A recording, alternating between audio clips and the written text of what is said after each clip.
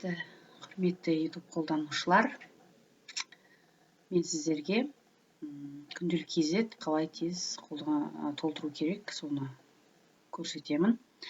Бұл жерде мына мысалға ашылады интернет браузер. Соның ішінде бар әдемісі былай жазып, іздеп жатқаннан көрі, мына жерде добавить сайт деп, осылай күнделік KZ-те қондырып алған дұрыс. Өйткені біз күнделік KZ-пен күнде жұмыс жасайтын болғандықтан, біз оны алдын ала қондырып қойғанымыз дұрыс. Біз жерде логин, паролімізді енгіземіз, әдеттегідей. Енгізіп аламыз.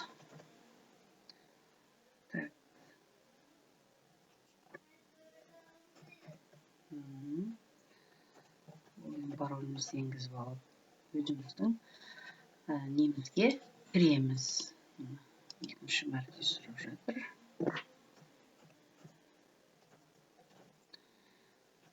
Кіреміз.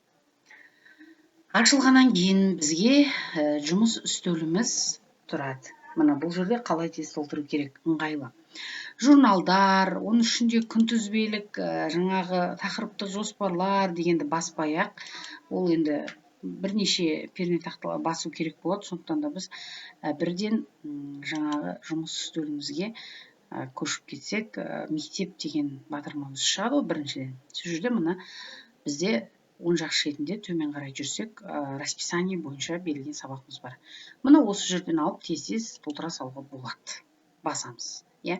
Бұл өзіміздің жаңағы күнделікті 100% көрсетуіне де толтырудың, өз уақытысымен толтырудың 100% ретінде көрсетуіне де ықпалын тигізеді. Неге? Мысалға, бұл жердегі сабақ кестесі мектеп әкімшілігі тарапынан, міне келесі сабақты таңдаймыз, жылдың басында енгізілетін сабақ кестесі болғандықтан.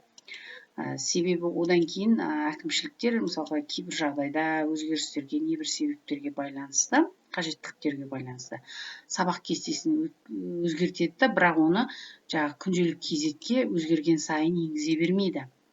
Ал біз айтамыз, мысалға, біз сабағымыз бойынша толтырдық, бірақ 100 көрсетпей тұр деп. Неге 100 көрсетпей тұр? Себебі біздегі расписание ол жылдың басындағы сабақ кестесі. Міне сол себептен де бізде көрсетпей тұр 100%. Ең әдемісі сол мектепте асқанда өзіміздің жұмыс үстеліміздегі тұрған сабақ кестемен толтыра салған өте ыңғайлы. Міне қашықтық сабақ деп, міне қай күнде тұр біздің сабақ кестеміз. Күнделік KZ-те көрсетіліп тұрған сабақ кестесімен толтыра салған жөн болады. Одан кейін тағы бір тәсілі, қазір мен көрсетемін. Мен осы сіздер видеоны түсіре отырып, өзімнің де мына жерде күнделік KZ-імді толтырып жатырмын. Енді мына жерде мына қараңыздар. Бұл жерде назар аударыңыз дейді. Көрдіңіздер ме? Мына жерде қызылмен белгіленіп тұрғанда ашып, біз жөндеп жібереміз. Мен мысалға, зерттеу сұрағымен жұмыс істеп тұр. Менде үй тапсырмасындағы мәселе қиындық туындап тұр. Беру дейміз, міне алып бірден мына жерде көрініп тұрады өзі. Міне көрдіңіздер, белгіленіп тұр. Аламыз, редактировать, сақтау. Міне үй тапсырмасын беруді басып, тез оқушыларға берсек, қазір мен көрсетемін. Мына жерде кішкене жүрмей жатыр. Міне, көрдіңіздер ме? Берілді, батырмасын барамыз. Міне орындалды. Енді қараймыз, көрдіңіздер ме? Мына жерде бізде жөнделген нәрсе өзі көрсетіліп тұрады. Мінекей. Жаңағымыз орындалды. Міне.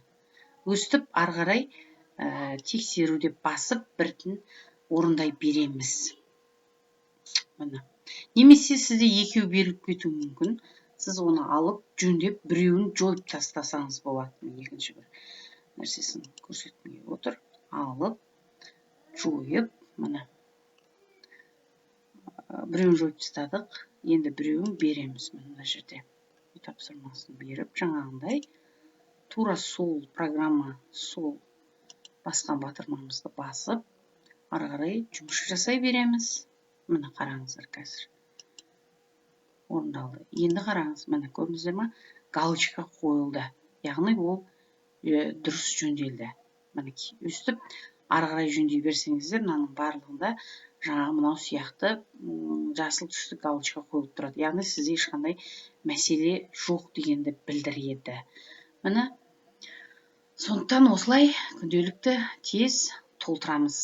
Рахмет назарларыңызға.